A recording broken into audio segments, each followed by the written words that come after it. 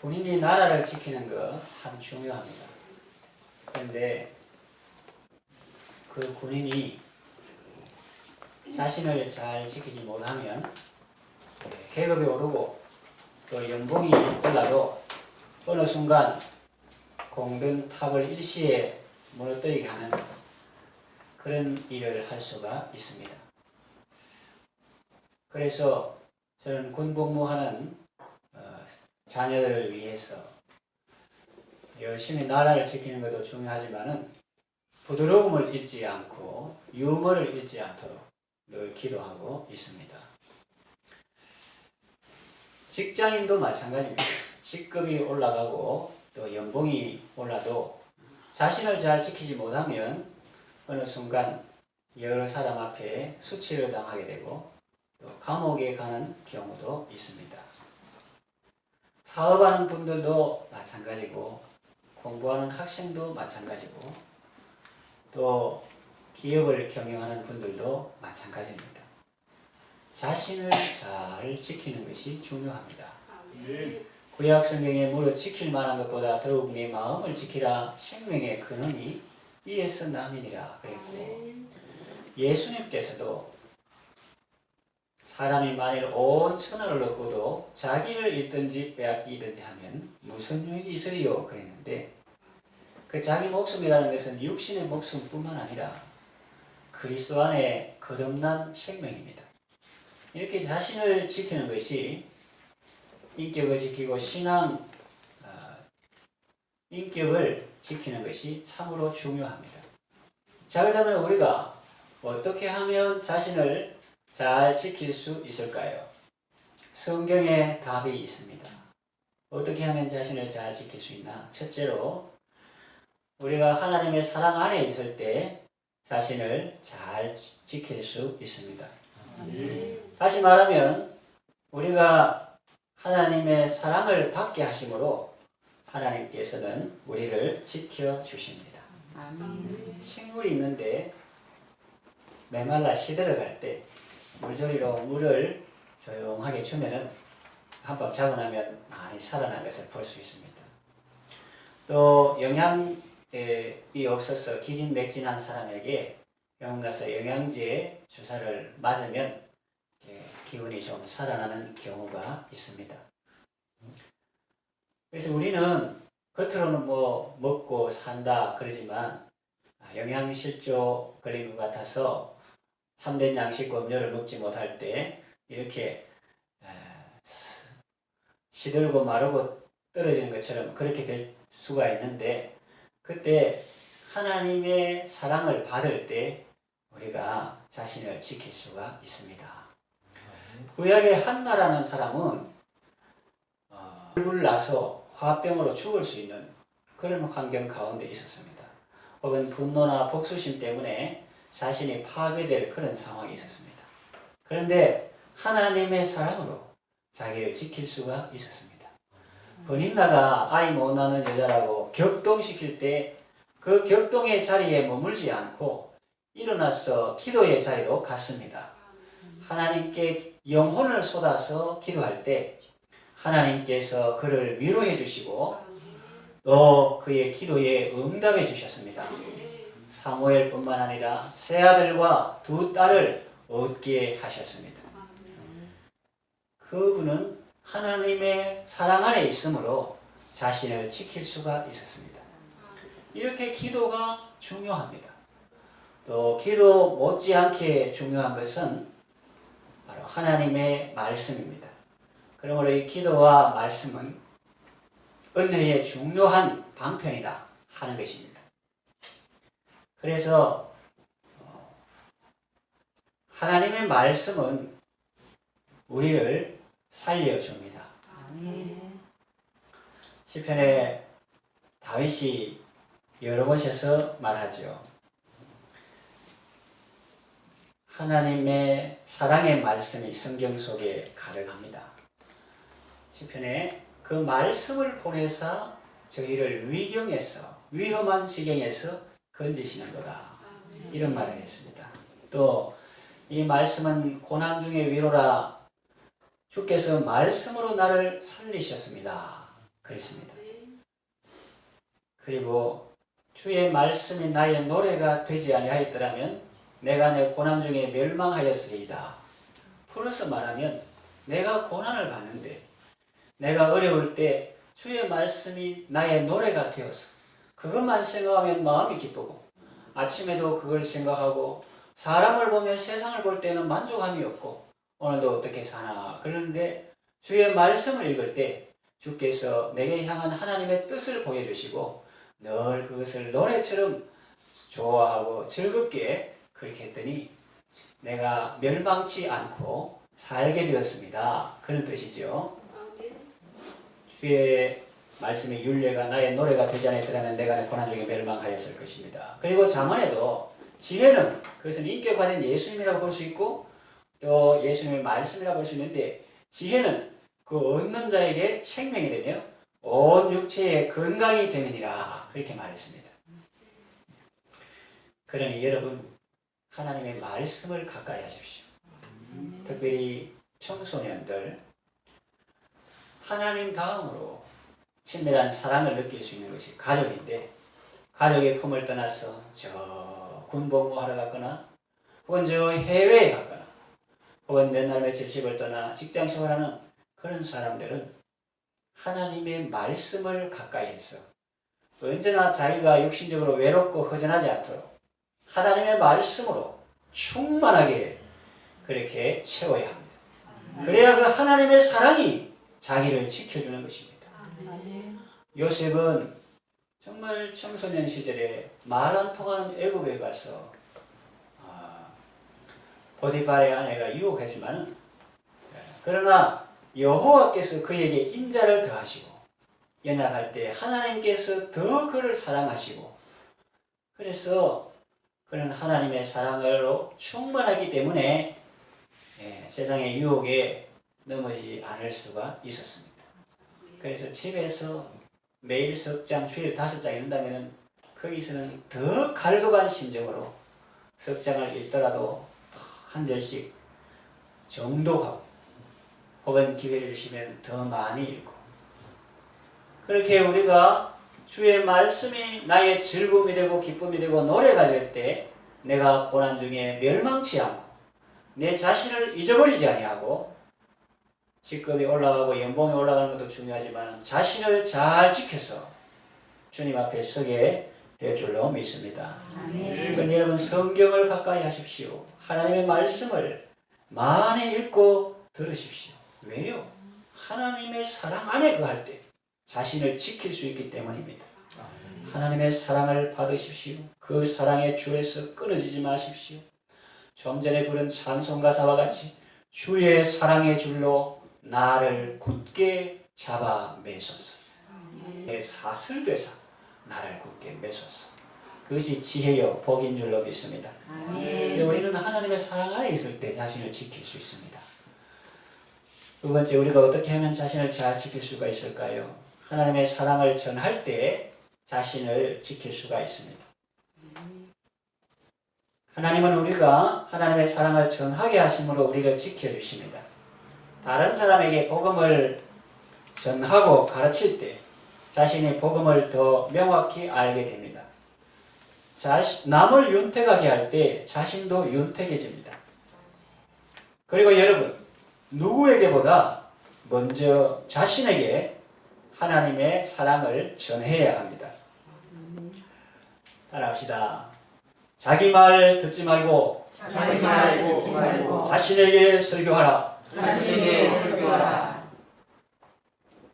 자기 속에서 자기가 어떤 중요한 일을 앞두고 무슨 일을 시도할 때에 외부에서 무슨 말도 들려오지만 자기 속에서 들려오는 말이 있습니다. 의심의 말, 불안의 말, 부정의 말이죠.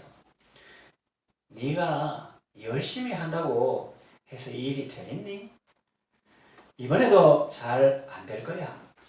그런 말이 속에서 막 나옵니다. 그래서 그것은 사실은 참 자아가 아니고 악령과 악성과 악습의 지배를 받는 옛사람 자아의, 쉽게 말하면 가짜 자아의 음성이다. 그렇게 우리가 생각하고 그 말을 들으면 안 됩니다. 삶이 어렵고 힘들 때 다른 사람이 자기에게 저주했던 그런 말들이 들려오게 합니다. 뭐 사랑하는 부모님이나 나를 정말 사랑하고 존중하는 그 사람이 참고 참아서 인내로 격려한 그런 말이 아니고 저 기분 나쁠 때 남 입장에 생각도 안 하고 막 이렇게 하고 또 하고도 잊어버리는 그런 사람들 말이 마음에 꽂혀 있다가 어려운 순간에 나오기도 합니다. 너는 무슨 일을 해도 안 될 거야. 아무도 너를 좋아하지 않아. 정태기 목사님 얼마나 훌륭하고 상담 잘하십니까? 인물도 좋고. 그런데 어릴 때 무슨 말 들었습니까?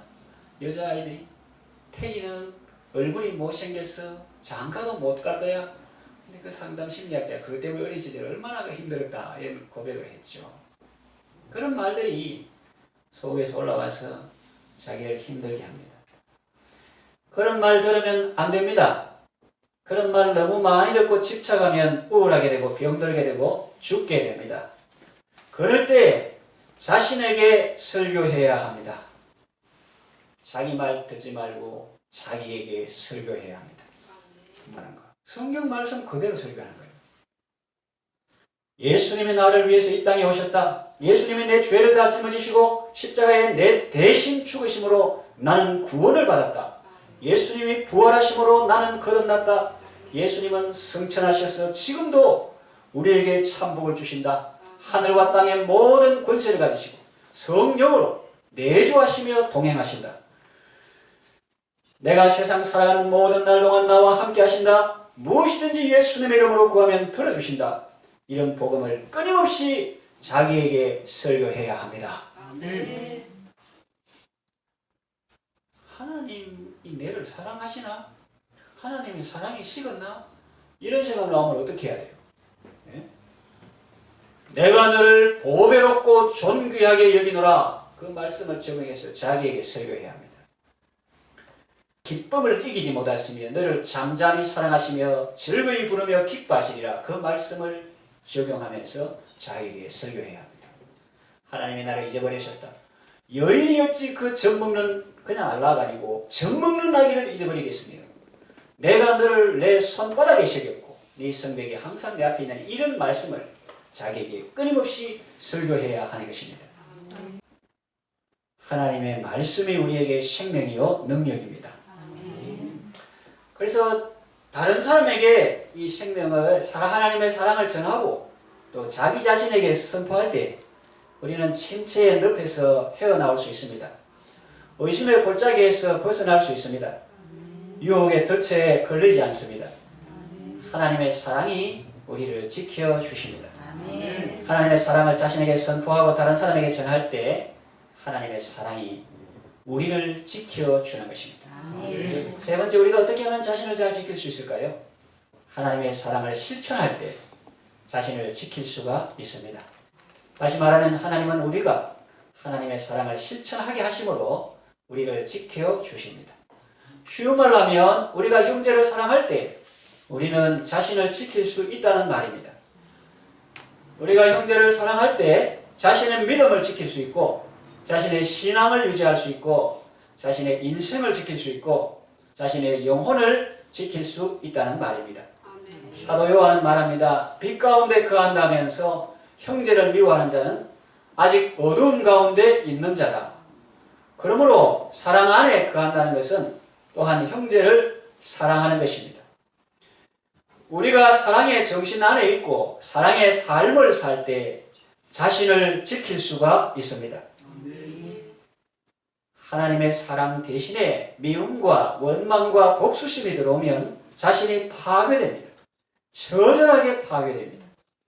우리나라의 역사의 연산군을 보십시오. 태정태세문단세 예성연 할 때 그 연산군을 보십시오.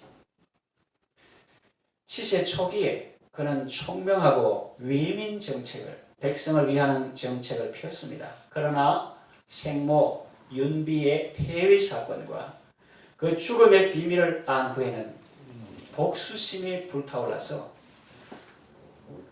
완전히 삶이 달라졌습니다. 그래서 그 자기 어머니를 죽인 그런 사람들에 대해서 철저히 복수하고 또 정사는 돌보지 않고 먹고 마시고 즐기는 일에 빠졌습니다. 그래서 그런 일을 하기 위해서 만든 관청이 무엇입니까? 흥을 돋우는 관청이라 해서 흥청입니다. 그러니까 백성들의 삶이 더 피폐하고 세금 많이 내고, 그래서 백성들 말이 저 흥청은 흥하게 하는 게 아니라 저것 때문에 나라를 망치는 관청이다. 그래가지고 흥청망청 그런 말이 그때 생길 정도였습니다. 그래서 이 사람은 너무 공포정치를 했기 때문에 얼마나 많은 사람을 자기 기분에 따라서 죽였는지 모릅니다. 결국 중종 반정이 일어나 인천의 교동이라는 섬에 유배되어 죽었습니다.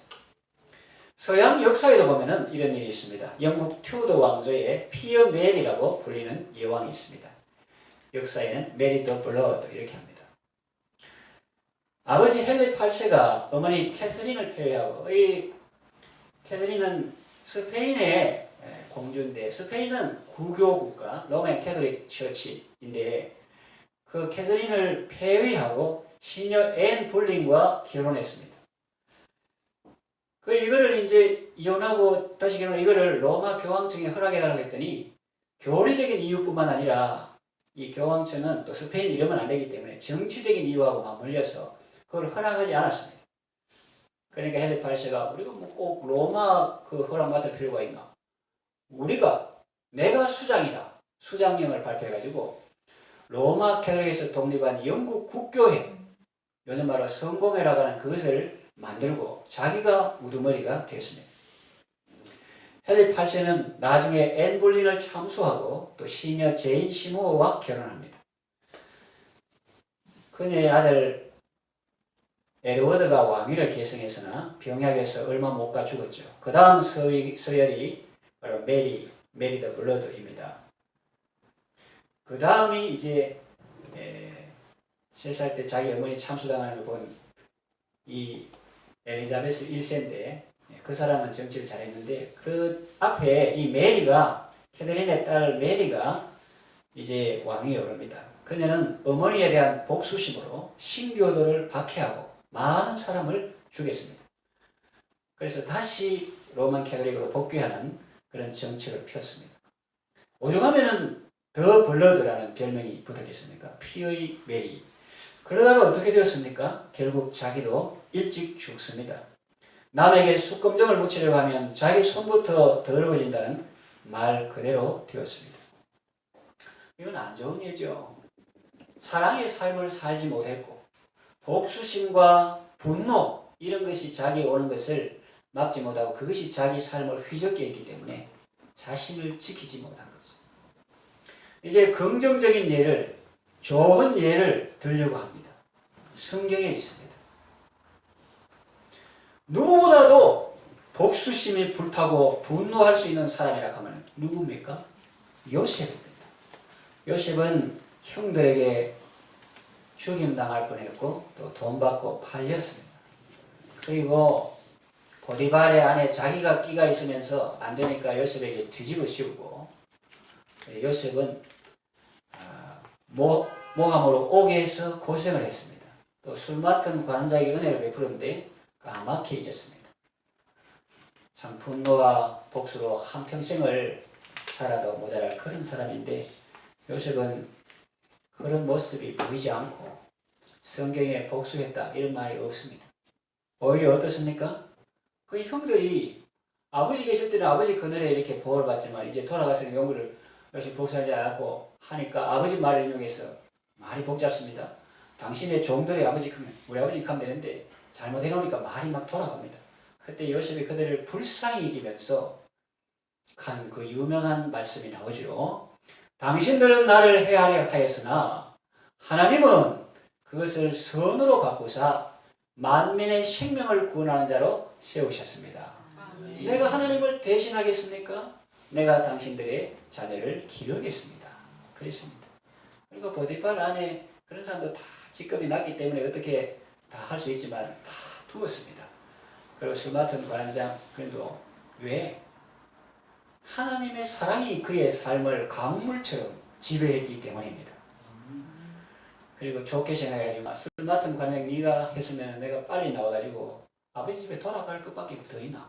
그런데 만 2년 whole 2years가 가득 차야 되기 때문에, 왜 만 2년 후에 바로가 꿈을 꾸기 때문에 너도 하나님의 쓰임 받았다 이렇게 하니까 별로 복수심도 없고 분노할 것도 없고, 특별히 성경에 보면은 요셉이 애굽에 팔려갈 때 하나님께서 인자, 헤세드, 긍휼, 자비로 번역되는 하나님께서 인자를 더하셨고, 또한 누명을 쓰고 감옥에 가실 때에도 하나님께서 인자를 더하셨고 전옥에게 은혜를 입게 하셨고, 그 시대에 요셉의 상태가 무엇이냐? 목사님 어떻게 합니까? 그 사람의 신앙 고백을 보면, 그 사람 신앙 고백 우리 교회 와서 간증했습니까? 말 안 돼. 성경에 나와 있어요. 그의 마음 상태와 그의 신앙 고백은 그 아들 이름 지은 것에 잘 녹아 있습니다. 뭐라고? 첫째 아들은 므낫세. 하나님께서 내게 너무 엄청난 사랑을 부어주셔서 가나안에서의 내 아비집과 내 모든 고난을 잊어버리게 하셨다.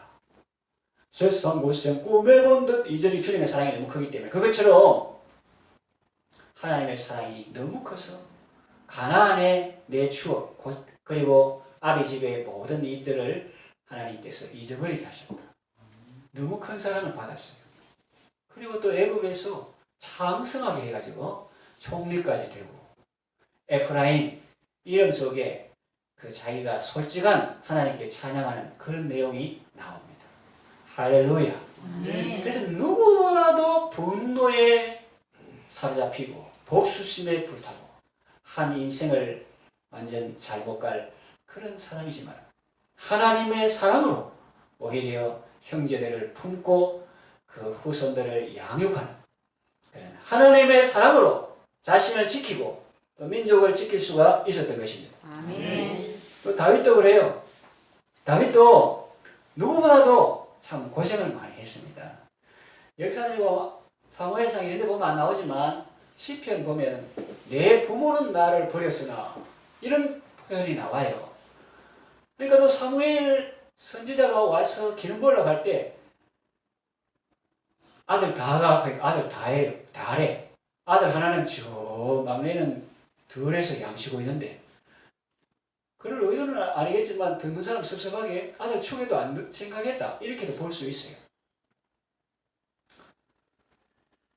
그리고 장인이 자꾸 자기를 죽이려고 하고 시기심, 질투심 가지고 사회가 있는데 창을 던져서 벽에 박으려고 하고, 또 그 이스라엘 조그만 국토에서 이잡듯이 왕이 군사를 풀어서 자기를 죽이려고 하고, 그런 일들이 한두 번이 아니었습니다. 그런데 다윗은 하나님께 기도할 때 하나님께서 영광으로 나타나시고, 하늘 위에 주는 높이 들리고 주의 영광은 온 세계 위에 가득. 기도할 때 하나님의 충만한 영광, 하나님의 사랑으로 충만하게 되었습니다. 그래가지고 어떻게 했습니까? 사울은 다윗을 많이 죽이려고 했는데 다윗은 하나님의 사랑을 받아서 내가 하나님의 기름 부으신 자를 내가 어떻게 내 손으로 죽일 수 있나 하면서 그 생명을 존중해 주었습니다. 적어도 2번 이상 확실히 죽을 기회가 있었는데도 2번 이상 살려 주었습니다. 어디 그뿐입니까? 사울하고 그 아들들 블레셋과의 전투에서 다 죽고 그래 했는데 하는 말이 정말 신기해요. 사울의 집에 남은 자가 있느냐? 내가 오늘날 그에게 하나님의 은혜를 베풀고자 하노라. 그랬습니다. 하나님의 은혜. 그 원수까지도 자녀까지도 긍휼히 여기는, 뭐 파묻고 뭐 3대 매라고 흔적도 없이 싹 제압하고 역사적 이름도 제압하고 하는 그런 것이 아니라 하나님의 은혜. 왜냐하면 자기가 하나님의 은혜를 받아보니까 이거는 내 마음이 아니다, 부모에게 주신 하나님의 마음이다 이렇게 말하는 것처럼 자기에게 주신 하나님의 마음, 그 하나님의 은혜를 베풀고자 하노라. 그렇게 찾고 찾으니까 메피보셋 그러는 사람이 있는데 그 사람을 왕자로 삼고 왕의 상에서 먹게 하니까 그 사람이 뭐라고 했어요? 그게 그 사람의 솔직한 고백입니다. 객관적인 표현입니다.